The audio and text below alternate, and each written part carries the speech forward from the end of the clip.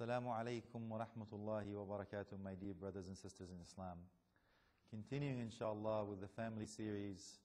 And this episode, inshallah, we will talk about the parents now, how to treat and how to deal and raise their children, inshallah, and the rights upon them, knowing for sure that this is your best investment, wallahi, akhi and ukhti, that you will ever invest in time, effort, wealth, and knowledge.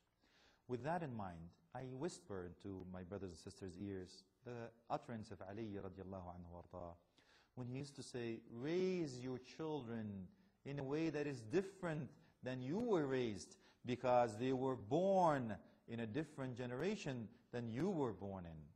So we can't say, akhi and ukhti, this is the way I was raised, this is the way I was treated, and we say, well, we have to do this. Yes, the basics of Islam is the same, but different environment, different understanding, different mentality. We have to keep that in mind, akhi. Speak to them in the language that they understand now. We can't say, well, no, we can't do that, my brother and sister. So before we go anywhere, inshallah, keep that in mind, akhi and ukhti. And don't say, well, when my father wasn't. This is an old record, a broken record. It doesn't go far, my brothers and sisters. So this is a poor servant of Allah's advice to my brothers and sisters again, inshallah. When we talk about teaching, we have to say, lead by example. فَقِرِ الشَّيْء لَا يُعْطِيهِ. In order for us to be a good teacher, we have to lead by example. If I don't have anything, I can't give you anything.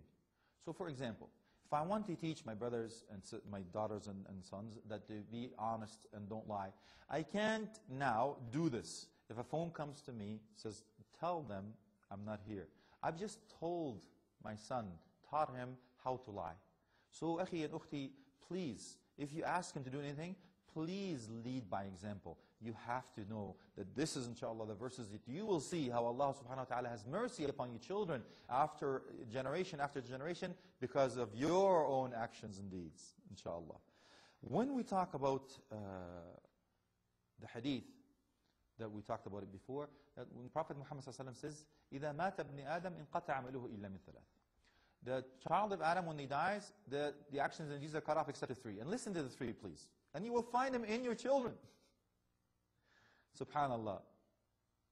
Sadaqatun jariyah. It's the best sadaqah. Remember, when you feed your children and your family, Prophet said it's the best sadaqah.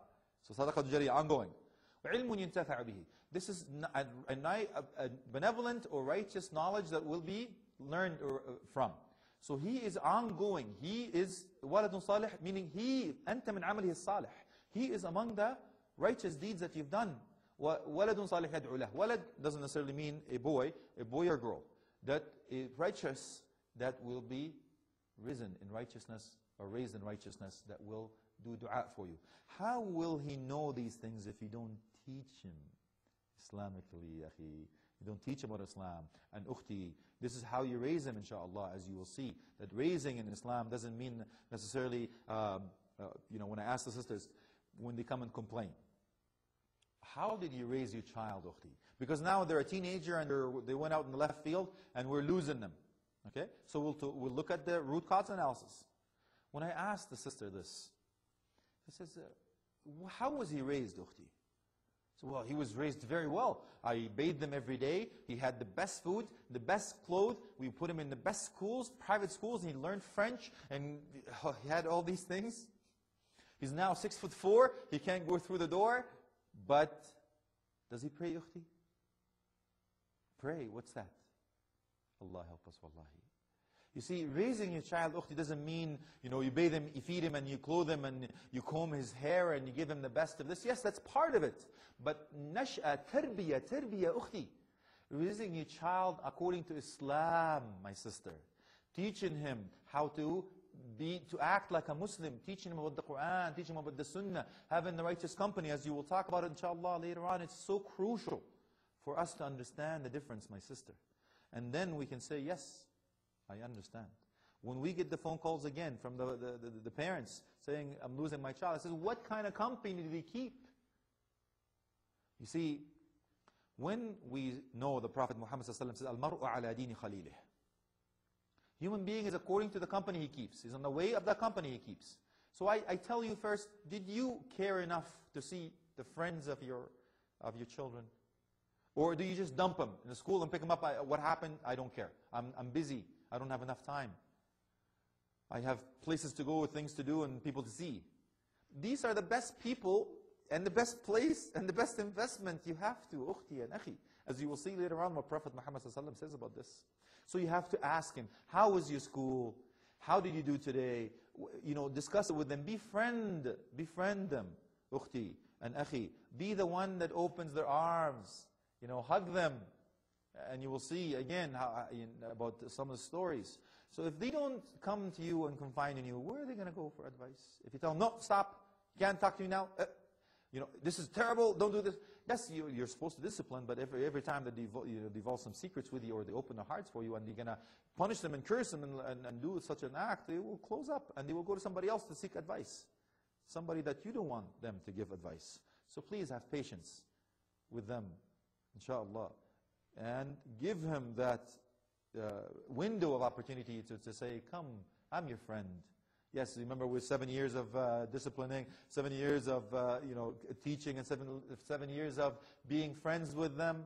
You see, you have to learn to go through the phases, inshallah, and that's the best way to take it, inshallah. And make sure, akhi and ukhti, that you are a father and a mother. We're not denying that fact, but also as a friend, inshallah.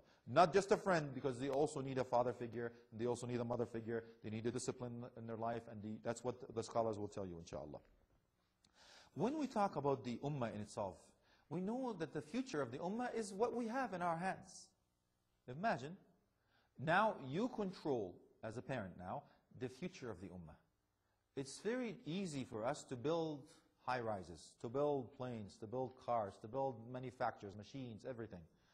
But it's not very easy. As a matter of fact, it's the most difficult task to build a human being.